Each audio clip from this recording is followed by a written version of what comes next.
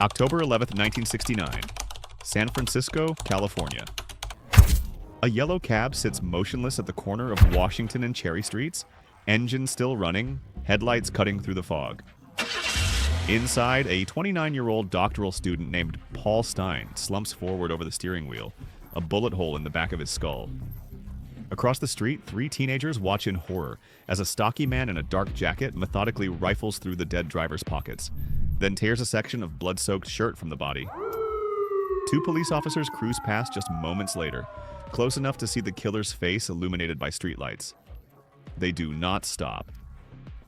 A radio dispatcher's mistake has just allowed America's most infamous uncaught serial killer to walk free into the night. The man calls himself the Zodiac. He has already murdered 4 people. He will taunt investigators for years with cryptic codes and mocking letters, and he will never be caught. But how did an ordinary-looking man in horn-rimmed glasses terrorize an entire region for over a year? And why, despite thousands of suspects and millions of dollars spent, does his identity remain unknown more than 50 years later? The story of the Zodiac begins not with a mysterious cipher or a theatrical costume, but with a quiet stretch of gravel road on a cold December night. Lake Herman Road in Benicia, California, was what locals called a lover's lane, a secluded spot where teenagers parked to escape the watchful eyes of parents and the glare of suburban streetlights. On December 20th, 1968, David Arthur Faraday, 17 years old, with neatly combed dark hair and the earnest confidence of a high school athlete, picked up his date for the first time. Betty Lou Jensen was 16, blonde, a straight A student who had told her parents she would be home by 11. It was their first date. David borrowed his mother's Rambler station wagon. They drove to Lake Herman Road around 10 o'clock, parked near a pump house, and talked. Neither of them noticed the car that pulled up behind them sometime before 11. Neither of them heard the footsteps on the gravel until it was too late. The killer ordered them out of the car. David was shot once in the head at point-blank range with the .22 caliber semi-automatic pistol. Betty Lou ran. She made it 28 feet before 5 bullets tore through her back. A passing motorist named Stella Borges found them at 11:15. David was still breathing, barely. He died before reaching the hospital. Betty Lou was already gone. The Benicia Police Department had no witnesses, no motive, and no suspects. The case went cold within weeks. But the killer was just getting started. He had tasted something that night, something that would define the next year of his life. And he would not remain silent for long. 6 months passed. Summer arrived. On July 4th, 1969, as fireworks lit up the sky over Vallejo, a 22-year-old waitress named Darlene Elizabeth Farron pulled into the parking lot of Blue Rock Springs Park with her friend Michael Renault Majot, 19 years old, nervous with a wispy mustache, and the fidgety energy of a young man trying to impress an older woman. Darlene was vivacious, married but separated, known around town for her infectious laugh and her mysterious circle of acquaintances. She had told friends that a man had been following her, watching her at work, appearing at odd hours. She never gave his name. At 11:40 that night, a brown sedan pulled up beside them. A man emerged carrying a bright flashlight. He shone it directly into their eyes, blinding them. Then he raised a 9mm pistol and fired. The first bullets hit Michael in the face, neck, and chest. Darlene was struck multiple times in the torso. The man walked back toward his car. Michael groaned. The killer turned around, walked back, and fired again. Then he drove away. Michael Majot would survive, barely, with bullets still lodged in his jaw. Darlene Farron was pronounced dead at Kaiser Foundation Hospital at 12:38 in the morning. 40 minutes after the shooting, the Vallejo Police Department received a phone call. The voice on the line was flat, emotionless, almost rehearsed. The man said he wanted to report a double murder. He gave the location of Blue Rock Springs Park. Then he added something that made Detective Sergeant John Lynch grip the receiver until his knuckles turned white. The caller said he was also responsible for the murders on Lake Herman Road the previous December. The line went dead. The call was traced to a phone booth at Tuolumne and Springs Road, less than a mile from the crime scene. By the time officers arrived, the booth was empty. But now the police knew they were not dealing with random violence. They were dealing with a pattern, and the killer wanted them to know it. 3 weeks later, on July 31st, 1969, the editors of 3 Bay Area newspapers opened their morning mail to find identical envelopes containing handwritten letters and fragments of an elaborate cipher. The San Francisco Chronicle, the San Francisco Examiner, and the Vallejo Times-Herald each received 1/3 of a 408 symbol cryptogram. The letter demanded front-page publication. The threat was explicit. If the codes were not printed, the killer promised to go on a rampage, murdering a dozen people over the following weekend. The newspapers complied. The letters were signed with a symbol that would become infamous, a circle bisected by a cross, resembling the crosshairs of a rifle scope. 4 days later, on August 4th, 1969, another letter arrived at the San Francisco Examiner. This one began with 5 words that would echo through American criminal history. "This is the Zodiac speaking." The killer had named himself. He provided details only the murderer could know, describing how he had used a flashlight mounted on his gun barrel to aim in the darkness at Lake Herman Road. He mocked the police, he promised more death, and he challenged the public to decode his cipher, claiming it contained his true identity. A high school teacher from Salinas named Donald Hardin and his wife Betty became obsessed with the puzzle. Betty guessed that the word "kill" would appear frequently in the text. Using that assumption as a key, they cracked the code in just 20 hours. The message was chilling. "I like killing people because it is so much fun. It is more fun than killing wild game in the forest because man is the most dangerous animal of all." The killer described murder as more thrilling than sexual pleasure. He claimed that his victims would become his slaves in the afterlife. But he had lied about one thing: the cipher did not contain his name. The final 18 characters remained gibberish. The Zodiac had given investigators nothing but nightmares. Could anyone stop him before he killed again? And what would happen when he grew bored with bullets? The answer came on September 27, 1969, at Lake Berryessa in Napa County. Brian Calvin Hartnell, 20 years old, tall and lanky with a calm demeanor that belied his quick intelligence, had driven to the lake for a picnic with his friend and former girlfriend, Cecilia Ann Shepard, 22, a Pacific Union College student with long brown hair and a gentle smile. They spread a blanket on a small island, connected to the shore by a sandbar. The afternoon was warm, the lake was quiet. Around 4 o'clock, Cecilia noticed a man watching them from the trees about 300 feet away. He was heavy-set, wearing dark clothing. She pointed him out to Brian. The man disappeared behind an oak tree. When he emerged moments later, he was wearing something neither of them had ever seen before. 3:50 p.m. The man steps out from behind the tree wearing a black hood that covers his entire head, with 4 corners like a medieval executioner's mask. Holes are cut for his eyes and mouth. Clip-on sunglasses dangle over the eye openings. A square bib hangs from the hood down to his waist, and stitched on the front in white thread is a 3-inch circle with a cross running through it, the Zodiac symbol. 3:51 p.m. Brian sees the gun first. A semi-automatic pistol in the man's right hand, an empty leather holster on his belt, a long knife in a wooden sheath. The man walks toward them with shuffling steps. 3:52 p.m.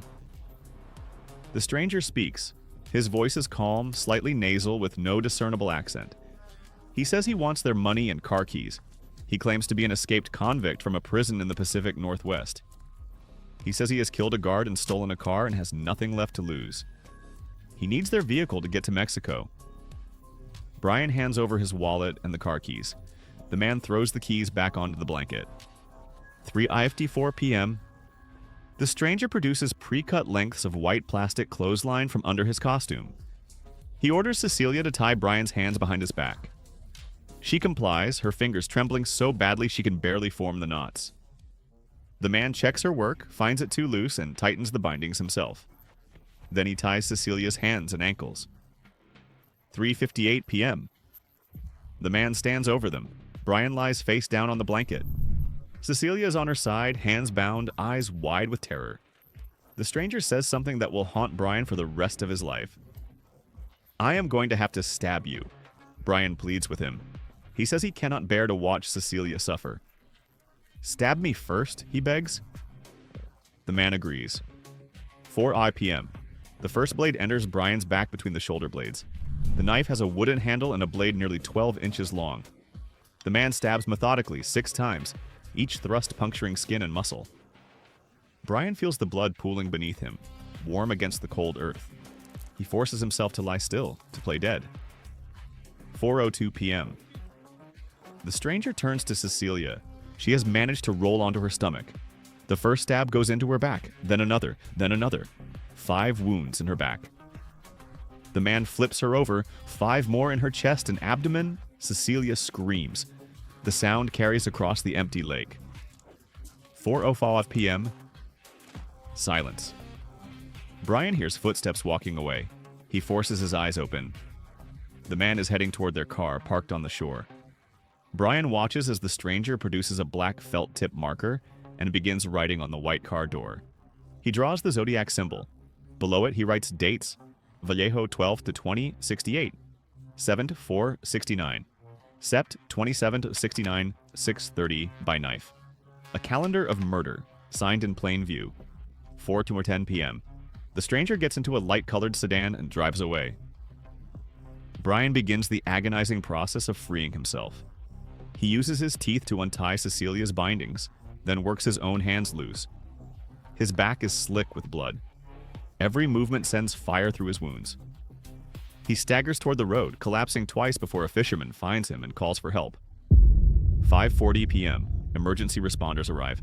Brian is conscious, able to describe the attacker in detail. Cecilia is barely alive, blood loss and shock sending her into a coma from which she will never wake. 7:40 p.m. The Napa County Sheriff's Department receives a phone call.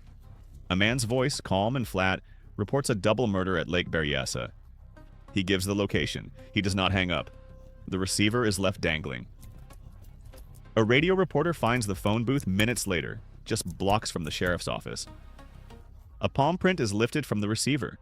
It will never be matched to any suspect. Cecilia Ann Shepard died 2 days later without regaining consciousness. Brian Calvin Hartnell survived. He became a lawyer. Decades later, he would identify a photograph of the prime suspect as the man who stabbed him. But by then, the suspect was already dead, and the case remained unsolved. The Lake Berryessa attack should have been the Zodiac's undoing. He had left footprints size 10.5 wing-walker boots. He had left a palm print. He had been seen by a dentist and his son shortly before the attack, and by 3 women who noticed a strange man watching the lake. A light blue Chevrolet was spotted in the parking area, but none of it led anywhere. The physical evidence pointed to a heavyset man over 200 pounds with dark, oily hair and trembling hands. The voice on the phone was unremarkable. The costume was theatrical but revealed nothing about its wearer. 2 weeks later, the Zodiac struck again, this time in San Francisco itself, and this time he would come closer to capture than ever before. 9:30 p.m., October 11th, 1969.